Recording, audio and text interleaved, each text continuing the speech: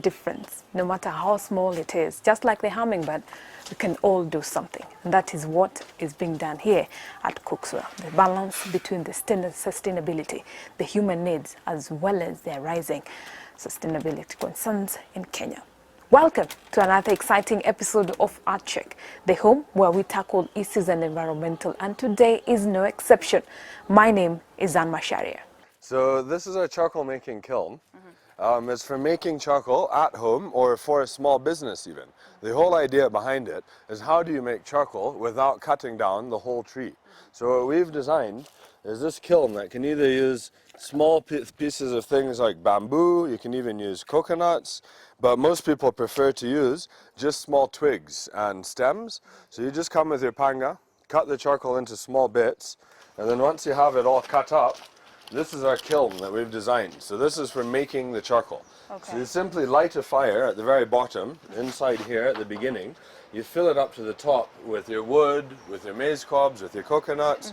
As the fire is burning slowly, it's converting this wood from wood into charcoal, because there's just enough air for it to keep burning, but not so much air that it turns into ashes.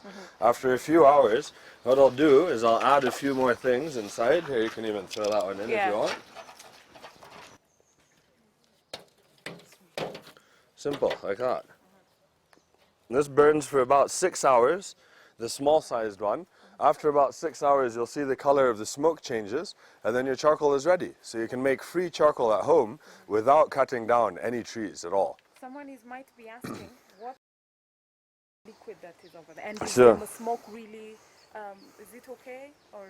Yeah, so just like with any other type of principle with burning wood, one thing we saw after a while that during the traditional charcoal making process, there's so much smoke that's released in the atmosphere. So what we've designed is this pipe that sits on top of the charcoal kiln. What this does is it actually condenses the smoke. So you remember from your physics, school and high school, if the ambient temperature is cooler than what's inside of the pipe, this smoke starts to condense, and so then it runs down the pipe down into here, and it becomes a liquid. And this black liquid you get, this is what would, so you can see, if you smell that, it smells immediately like smoke.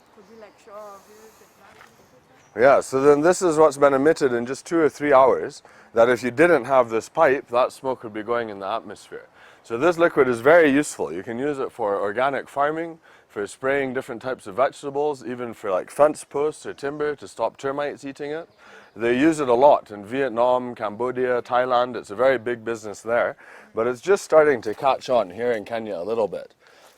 And I can feel it doesn't have a bad smell. Yeah, in fact, in some places, like if you've ever eaten at one of these famous big corporate, Burger King or something, a lot of them use the liquid smoke for that taste. So if you're cooking on gas or electricity, and you feel like you want to have that authentic taste of barbecue, you just look on Google liquid smoke. This is what comes off during the charcoal making process. All right. So you don't have a specific fire, you just do any dry wood? You use any dry wood, but what happens is each different type of tree or maize cob, whatever, has a different density. So you have to use dry wood because, of course, moisture and fire aren't compatible. And then with the dry wood, with the type of wood, different ones will produce a different type of smoke. Because I'm sure you've all smelled the different type of kuni has a different flavor. Yeah. So the same thing happens with the charcoal even. So if you want light charcoal for fast cooking, like doing eggs, just doing tea in the morning, things like maize cobs or bamboo are very nice because that charcoal is very light, it burns very fast. If you want to do now heavy charcoal for nyama choma, githeri, then using from the branches of the trees, you make that traditional kawaida charcoal that people are used to. Okay. Yeah. So, and after this, after the burning, and what's next? So now once we've burned and once we've made your charcoal, in fact what we actually usually start with is you start planting trees. So once you plant it, but we'll come to that at the end. So once you've made the charcoal, you'll see the smoke change. I'll put a cap on it and then it will turn off by itself. And once it extinguishes, it's ready to use within a few hours or the next morning. So once you've made your charcoal, it comes to using the charcoal. And I'll show you one of our improved stoves. We actually have a few ribs just roasting and some potatoes. So we can show you how you use the charcoal once you've made it. Oh, okay.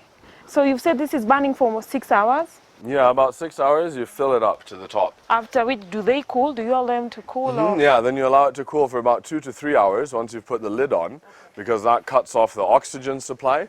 So now the fire self-extinguishes. And then once you let it cool, what the small ones a lot of people will do is you just use that as your store. So you actually remove your charcoal from the kiln and use it in your jiko.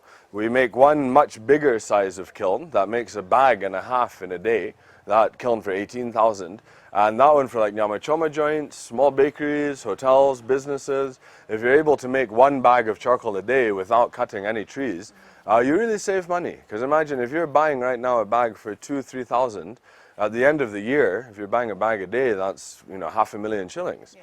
But if you can grow your own trees and make your own charcoal, you cut all the middlemen, any of those questions between A and B. So we're finding more people are definitely seeing the value, and not only charcoal, because when you grow trees, if you run a restaurant maybe, you'll always need timber to be fixing the tables, you'll always need some posts maybe to fix the roof. So we find more and more business owners understanding the value of planting trees to use for their own businesses. And it's a very good way forward. Okay. So after this, because you've told us there's a cooling and everything, what's next? So what next is using the charcoal. This is always everyone's funnest part, doing the nyama choma. So we can go over here and I'll show you one of our small jikos that's cooking.